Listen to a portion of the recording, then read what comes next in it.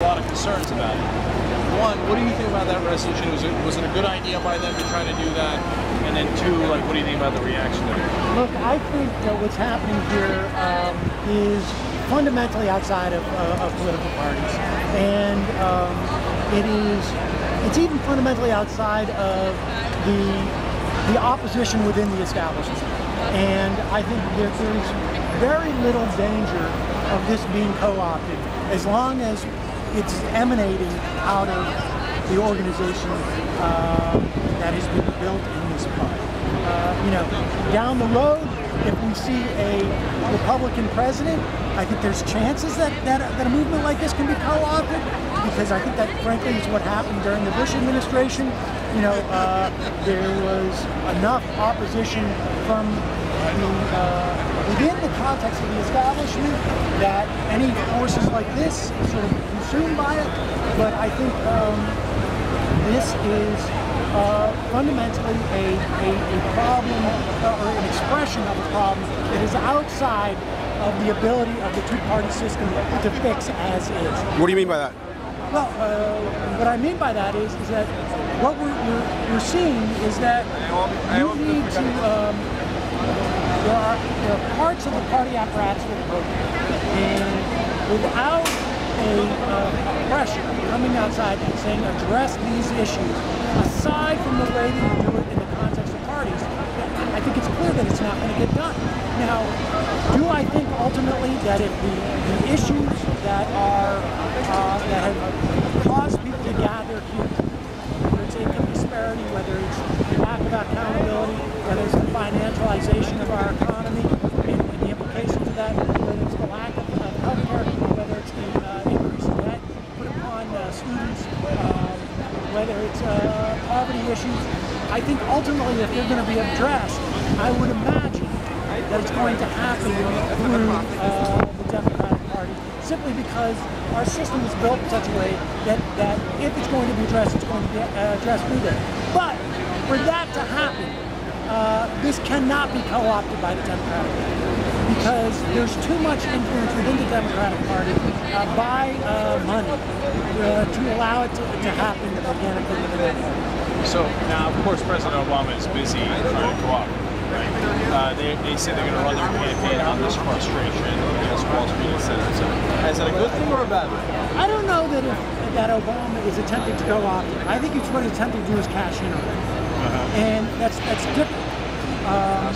Well, insofar as it's one thing to cash in on it, he's using the space that has been opened up by this. Like I say, the notion that Eric Cantor has to now talk about and recognize the existence of income inequality gives President Obama space rhetorically to move in that direction.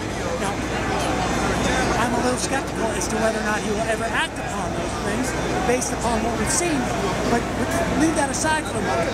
It opens up space rhetorically for him to go there, and it creates a wedge.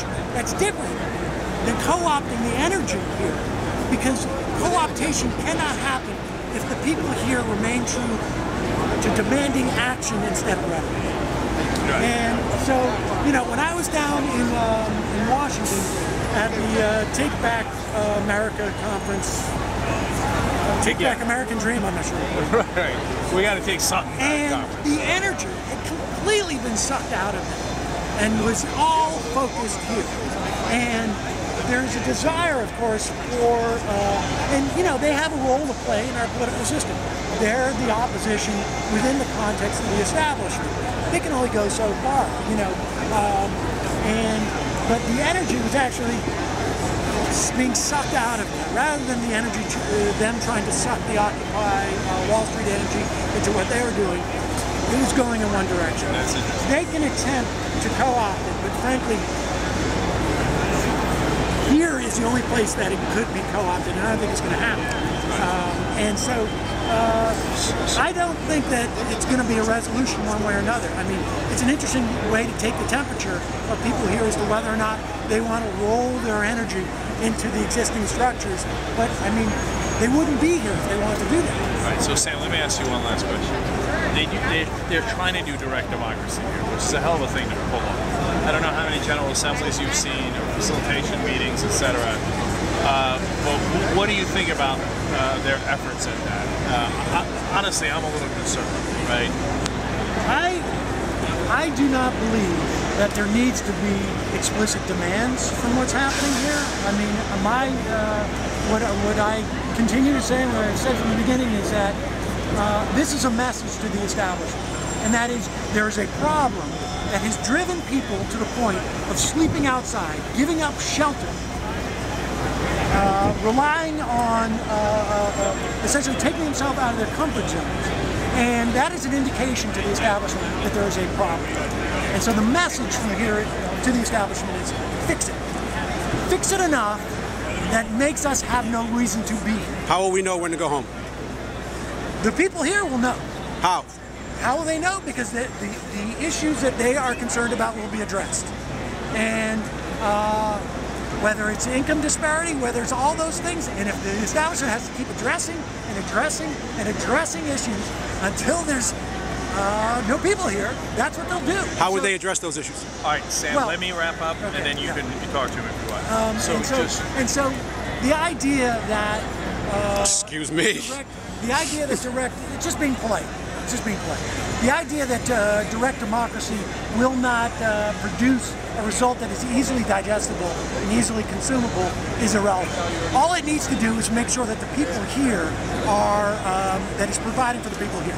All right, Sam, where can people listen to your show? People can go to majorityreportradio.com.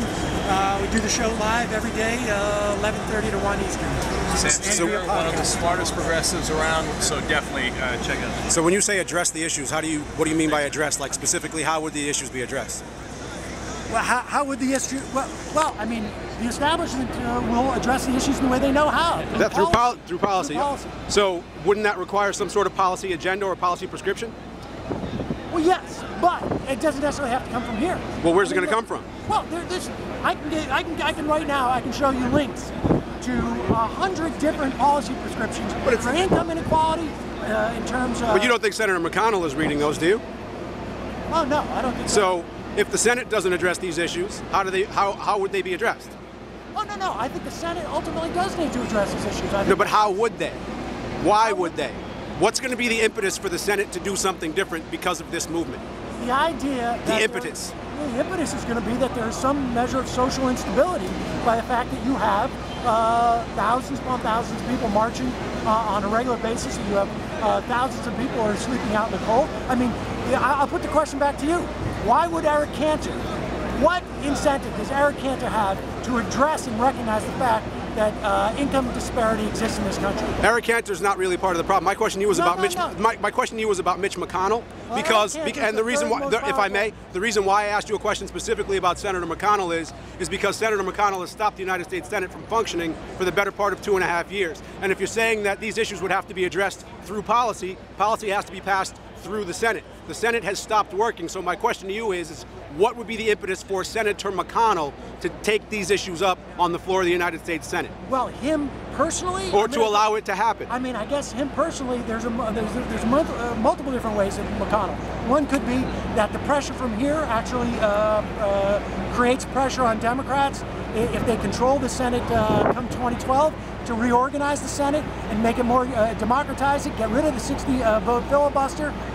They should have done it. Now, question: how do you reconcile that with the statement from the General Assembly last night that rejects both parties and rejects government specifically? Look, in other words, telling people not to participate by supporting either party or supporting the government. Listen, people can go out and vote. The question, as far as I understand it, is whether or not, as a movement, they should be pushing the agenda or subscribing to the agenda of a specific party and working for them electorally. Do you think any of these people will vote Republican? Let me finish. I'm just asking you a question. I don't think anybody here is going to vote Republican. But do you think anybody here won't vote Democrat? Listen, I would hope that most people will vote for the party that, like I say, has the best chance of carrying. That's the Democratic Party, isn't it? Yes. Do I think so you hope that most people here vote for the Democratic Party? If they're going to vote, yes. But that's not what the statement from the GA last night said. The statement from the GA said, reject the Democratic Party, reject the Republican Party, and reject government. Can I interject? So how do you reconcile that? Wait. There's a difference between what an institution should do and individuals should do. Right.